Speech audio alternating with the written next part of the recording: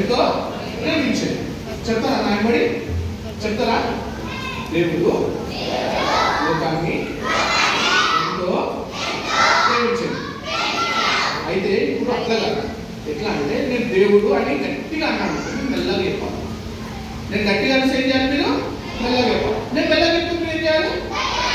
Okay, నేను ఒకసారి చెప్తాను. దేవుడు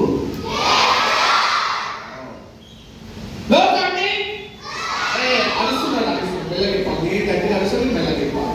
ఓకే, మళ్ళీ దేవుడు లోకాన్ని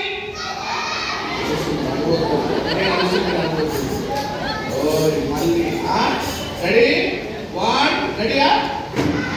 దేవుడు లోకాన్ని ప్రేమించాడు.